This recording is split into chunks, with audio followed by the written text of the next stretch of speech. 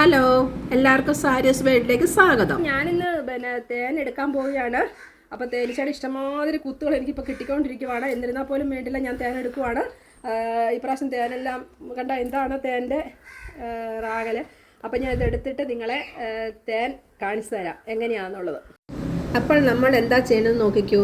ആദ്യമായിട്ട് നമ്മൾ ഈച്ചേനെ എങ്ങനെ നമ്മൾ കൂടിനകത്തേക്ക് മാറ്റിയിട്ട് തേൻ എടുക്കാം എന്നുള്ളതിനെ കുറിച്ചാണ് ഞാൻ കാണിച്ചു തരുന്നത്. അതിൽ ചകിരി കത്തിച്ച് നമ്മൾ ചകിരിയിൽ പുകയുണ്ടാക്കി ഈച്ചേനെ നമ്മൾ ചട്ടിക്കകത്ത് ഈച്ചയുടെ ആ എന്താ പറയണ്ടേ, ഈച്ചയുടെ ആ ഈച്ച നമുക്ക് കുത്താതിരിക്കാൻ വേണ്ടിയുള്ള ഓപ്ഷൻ എടുക്കണമല്ലോ. അപ്പോൾ അതിനുവേണ്ടി നമ്മൾ ഈച്ചേനെയെല്ലാം മാറ്റാനുള്ള ഇതാണ് നോക്കിക്കൊണ്ടിരിക്കുന്നത്.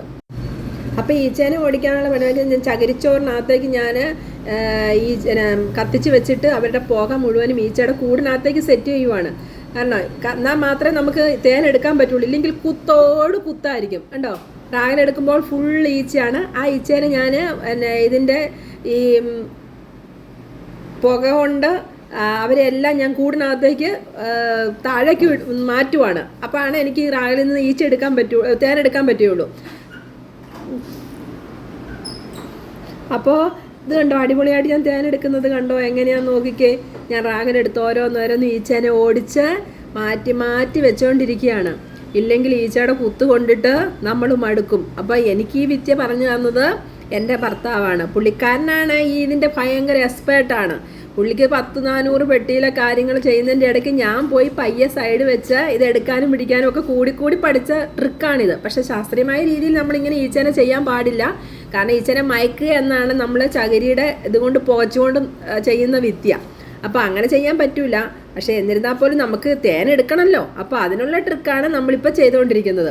അപ്പോൾ തേൻ എടുത്ത് കുറേശ്ശെ നമ്മൾ ഓരോന്നോരോന്ന് അതിൻ്റെ ഷെല്ലെടുത്ത് താഴോട്ട് വെച്ച് നമ്മൾ അതിൻ്റെ ഫുൾ സെറ്റ് എടുത്ത് കഴിയുമ്പോൾ നമുക്ക് ഓരോ 15 ദിവസം കൂടുമ്പോൾ നമുക്കിത് തേൻ എടുക്കാൻ പറ്റും. അപ്പോൾ നന്നായിട്ട് തേൻ ഉൽപ്പാദിപ്പിക്കുന്ന സീസണാണെങ്കിൽ ഈ വർഷം നമുക്ക് കിട്ടിയിട്ടില്ല. ഈ വർഷം മഹാമോശമാണ്. തേനീച്ച കൃഷിക്കാർക്കെല്ലാം അടിയാണ്. കാലാവസ്ഥ നമ്മളെ എല്ലാവരെയും ചതിച്ചു.